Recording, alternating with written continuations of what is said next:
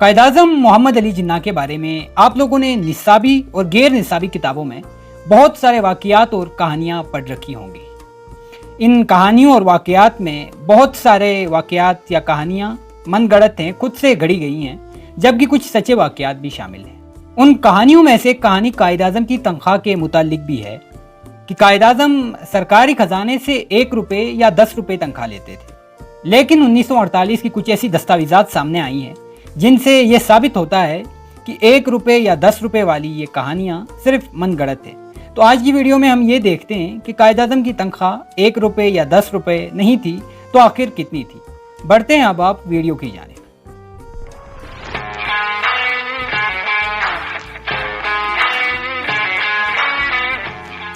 السلام علیکم احباب، آپ دیکھ رہے ہیں عبید ثاقب آفیشیل اور میں ہوں عبید ثاقب۔ قائد اعظم محمد علی جناح پاکستانیوں کے محبوب ترین رہنما ہیں، ایک ایسے رہنما جو ہر مکتبہ فکر اور مکتبہ خیال کے لیے یکساں قابل قبول ہیں۔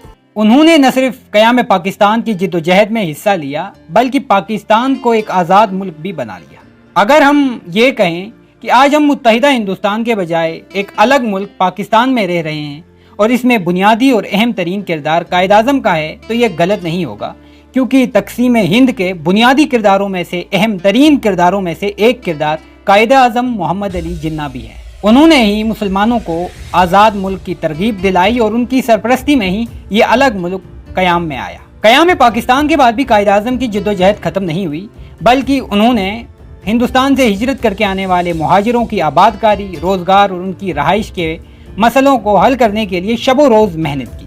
اگرچہ قائد اعظم قیام پاکستان کے بعد زیادہ عرصہ زندہ نہیں رہ سکے، لیکن قیام پاکستان کے لیے اور قیام پاکستان کے بعد کی جانے والی ان کی جد و جہد اور کاوشوں کی وجہ سے قوم آج بھی ان کی عزت و تکریم کرتی ہے۔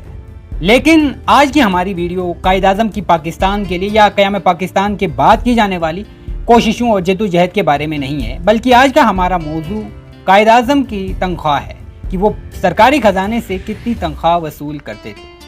لوگوں کے ذہن میں بھی یہ سوال موجود ہے کہ قائد اعظم جیسے حکمران بھی کیا موجودہ حکمرانوں کی طرح قومی خزانے سے بھاری تنخواہیں وصول کرتے تھے؟ آج کی ویڈیو میں ہم کچھ قدیم دستاویزات کی روشنی میں قائد اعظم کی تنخواہ کے متعلق جاننے کی کوشش کریں گے۔ سن 1948 کی کچھ قدیم دستاویزات منظر عام پر آئی ہیں جو یہ ثابت کرتی ہیں، جو ہمیں یہ بتلاتی ہیں کہ قائد اعظم قومی خزانے سے کتنی تنخواہ وصول کرتے تھے۔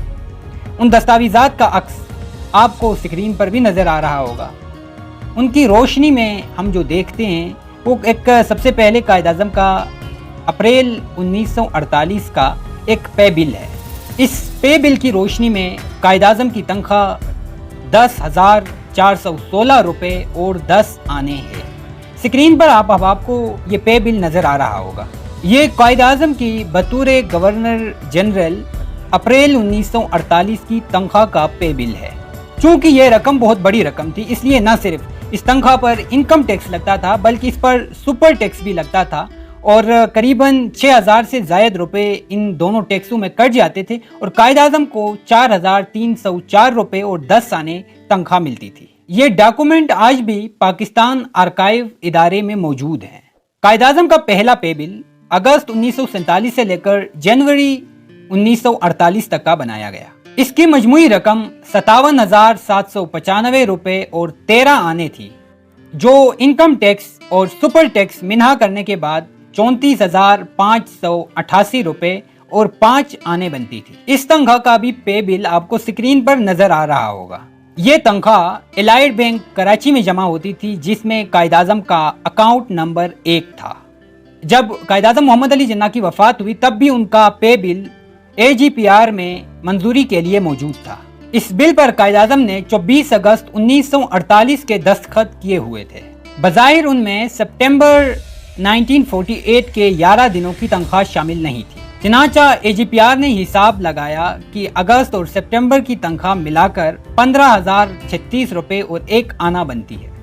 اس حساب کتاب کے وقت معلوم ہوا کہ تنخواہ سے انکم ٹیکس اور سپر ٹیکس کی مد میں 1 مارچ 1948 سے 31 مارچ 1948 کے عرصے کے لیے منہا کی جانے والی رقم 4,434 روپے 7 آنے زائد تھی، चनाचा अगस्त 1948 के बिल से टैक्स कटौती न की गई और कायद-ए-आज़म की वसीयत के मुताबिक उनकी वरासत के जिम्मेदारों यानी मिस फातिमा जिन्ना और नवाबजादा लियाकत अली खान के हवाले कर दिया गया।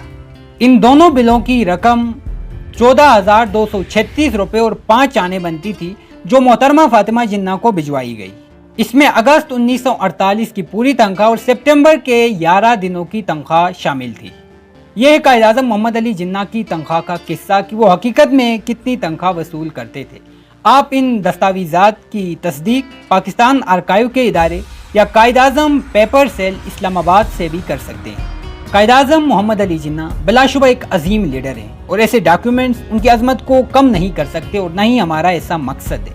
हमारा मकसद है कौम को हकीकत बताना। तो ये थी हकीकत कायद-ए-आज़म मोहम्मद अली जिन्ना की तनख्वाह के बारे में, जिसके बारे में हमें बहुत सारी मनगढ़ंत कहानियाँ बताई गई, कभी 1 रुपये कभी 10 रुपये की शक्ल में। उम्मीद है आप हमारी आज की वीडियो आपको पसंद आई होगी।